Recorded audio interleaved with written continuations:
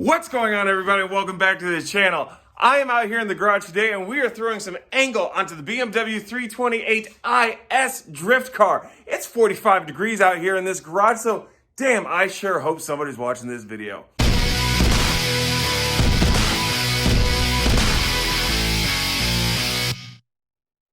So what we're working with today are these. These are basically knuckle adjustments. These you can get off of places like Driftworks.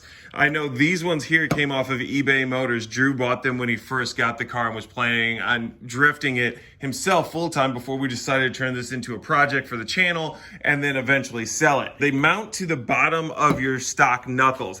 A lot of people you'll see when they're doing cheap builds or trying to be cost effective with it, first time builds, they tend to chop the knuckles, which changes the attachment point of your tie rod ends. What this is gonna do is this is just gonna bolt to the bottom, which means that you can keep your stock setup and not have to modify it and still adjust the tie rod ends. If you're looking for something to be a little bit more competitive, if you're not really worried about cost, I would say that you go with something like an SLR kit. That's more of a full range motion angle kit that you can get for your BMWs. But for the project that we're working on, this is gonna be great because we're only gonna install this on here for a beginner like Drew, or a practice car for myself and Gabby for a little bit before we finish up the car and then send it on its way. So we're not looking to dump a whole lot of money in here. And this should hopefully be a really easy install. So what I'm gonna do right now, I'm gonna get the air tank ready, filled up so I can use the impact here on the front wheels, probably play some ridiculousness in the background, and I will catch you guys once I got all that set up.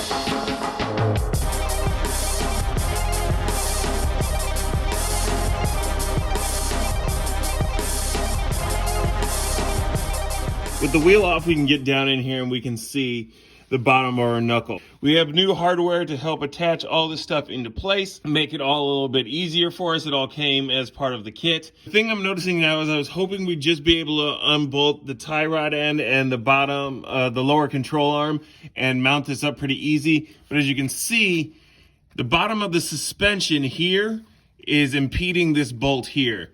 And if it's anything like all the other bolts that we've had on this side of the vehicle, that thing's gonna be in there tight. And I'm not gonna be able to do it with an open-ended wrench. It'd have to be either a closed-end wrench or I'd have to be able to hit it with the impact. So I believe what we're gonna have to do now is we will have to then remove the knuckle from the suspension to be able to access this bolt right here and drop all this out. So I'm gonna get to work on that, and then I will let you guys pick it back up after that's all completed. I got all of the bolts out here in normal BMW fashion.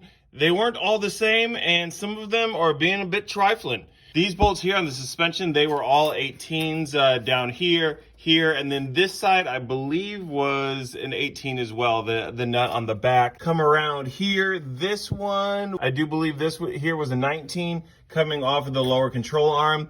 And then coming here to the tie rod, I actually ended up using a 5/8. This right here, the speed sensor on the back, that here was one of these torque bits. It was a number 5 torque bits. As you can see, it snapped that bolt off. So part of that is in there and that has not come off. And then of course we do have the tie rod end here and the lower control arm, which both do not want to free from this knuckle. Other than that, this is all going swimmingly. So I'm gonna keep trying to get this taken off so that we can mount our new adjustment tools there, our adjustment brackets. And if that gets done, I will pick this back up with you guys. So as the pump airs up, hopefully you guys can hear me, I went ahead and I turned the wheel off to the side, put the nut back onto the end of the tie rod bolt, and just went ahead and whacked it a few times with the hammer, and that dropped it down. So now I need to get the nut off. It's a little loose on here. Ooh, we may have to replace this. This is not in the best shape. I don't know, we'll see.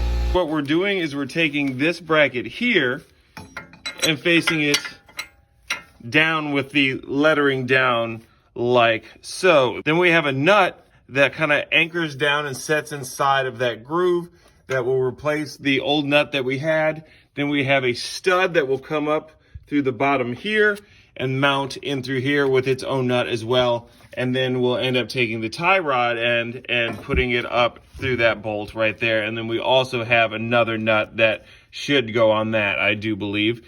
And this side should be good to go. So I'm gonna go ahead and grab that stud. We'll pound that into place and get everything anchored down the way that we need to.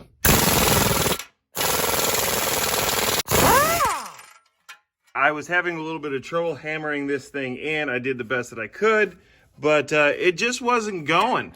So what I did is I went ahead and just put the nut on the other end, and I put it to the impact and got it up in there. So all we need to do now is put that on there like so, and then we'll go ahead and put the nut here on this side. Like I said, this is beveled, so this will go down into this and seat up in there. Same on the other end, so we're not going to have to reuse the stock hardware except for, I believe, here on the tie rod end. So let me see if I can get all this buttoned back up and in place and see what we need to do. I have the tank over there draining in the corner. I'm gonna button up for tonight. At the time of filming this, it's Christmas Eve, so gonna go spend a little bit of time with the family. If you guys didn't know, like I didn't, you have to empty out the bottom. That way it makes sure that there's no liquid that pools up in there that it comes from ambient air. What's going on? How you doing? I just came here, you know. As you can see, we have the bracket in place. So I wish this bolt went farther up in here. I've gone down as far as I can with this thing, and that's about as much as sits in there. We may try and see if there's something else that we can do about this, but it may hold. We'll find out. When we take this back up, we're going to be putting in the tie rod and putting on the wheel, seeing what kind of angle we can get out of this thing. Oh, I was coming from under.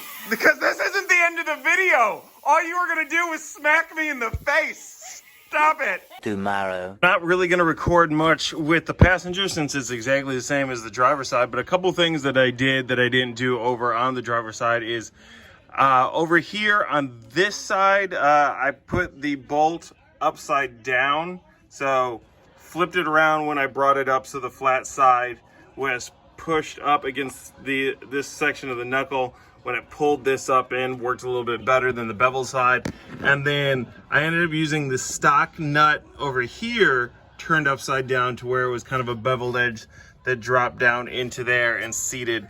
It seems to be holding pretty well. I mean, it doesn't seem like it's gonna pop off.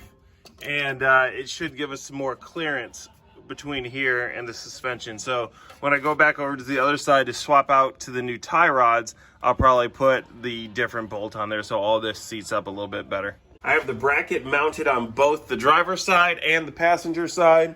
That's about as far as we are getting right now. Man, that'd be pretty sweet if that's the kind of angle that we end up getting out of it. But I don't have the tie rods in place, and there's a reason for that. Here are the tie rods. This one right here is from the driver's side. As you can see, I chopped it. These things here, this nut will not loosen. I soaked these things in PB Blaster and WD-40. I cannot get them to budge. This one here, I actually had to chop in half, and then I ended up putting an impact on it to get it to turn off. But then I couldn't get this section of the threads out of the outer tie rod. So these things are like solid in here. I hit it with a chisel. I tried to do everything that I could, but I'm gonna end up having to get new ones, which we would have needed to do anyway, because if you look at the boot here, this thing is cracked wide open on both of them. I had to snap that one back in place. So we're gonna have to get some tie rod ends on order to be able to complete this job. With that being on hold, we're probably gonna have to move on to placing the handbrake, figure out where we're gonna locate that, and then get our line started to run through to the dual caliper setup. The other thing that we got to work on is getting that trans out of there, so I should be able to do that as well as I'm waiting for all that stuff to get delivered. I went by the local AutoZone and they did not have it. They could only even special order me the passenger side, and then they could get a hold of the inner for driver side, but not the outer, which is very, very weird. Maybe it's just my AutoZone, but this is what they told me there. So we're going to be hopping on and ordering from where we get all our parts from these days, Rock Auto, and getting those things sent to us. I think I already put those in a cart, and it's like 46, 50 bucks, maybe something around there to get both inner and outer. And we are going to have to chop them to make them work. Everybody that I've seen online has said they needed to chop off at least 1.5 inches to 1.25 inches to get these in the right position to be able to fit on there. So we'll get that done once we get all that stuff in. Until then, this build is on hold.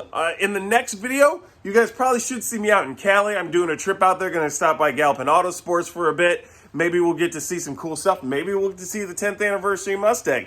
I don't know. We shall see, and so shall you. If you guys are new to the channel, make sure to go ahead and hit that subscribe button. Go ahead, do it. You'll have fun. It's really enjoyable to hit that button, followed by the bell notification. It feels like a sense of accomplishment. So if I was you, I would do it. I mean, I already have, and all my friends have. You don't want to be left out. Go ahead and give us a big thumbs up. Let us know that you enjoy the content that we're putting out, and I will see you guys next time. Peace.